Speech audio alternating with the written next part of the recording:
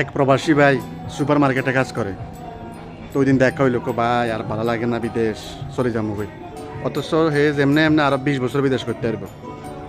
মানুষের বুঝলাম না কি তো হইলো, হয়তো একটু পরিস্থিতি খারাপ হইব, সবসময় সব কিছু কি আর ভালো যায়নি। বিদেশে আসেন হয়তো মাঝে মধ্যে প্রেশার থাকবো, কাজের প্রেশার থাকবো, বা মাঝে মধ্যে মনে করেন চাকরি চলে যাবো, হতাশ হলে কি হইব। এখন আমি বললাম ভাই আপনার তো জানেন না আরো 20 বছর কাজ করতে পারবেন, তো না আরে ভাই ভালো লাগে না, দেশে যাইলে কিতা করবেন। এই চিন্তাতে করি দেখি ড্রাইভিং টাইভিং করুন, অথচ ভালো একটা বেতনে কাজ করে। ওই সুখে থাকলে মানুষের যে আসলে ভূতে কিলায় এটাই বাস্তব। লাখ লাখ মানুষ এই প্রবাসে আইবেলায় বসে রয়েছে। প্রবাসটা হয়তো অনেকের মেডিকেল হয় না, এটা হয় না, এটা হয় না, প্রবাসটা হইলো বাইক করে ভাই। আপনি আসছেন ভালো একটা কাজ করেন এর, ঠিক আছে নি, দেশে একটা চাকরি খুঁজে নিতেও তো অনেক কষ্ট। তো ভালো করে বুঝে বেরো ভাই, কথা তো ঠিক কইছেন। তা আমরা অনেকে আছি আবেগের বসে, মনে করেন পরিস্থিতি খারাপ, কাজকর্ম নাই, এটা এটা।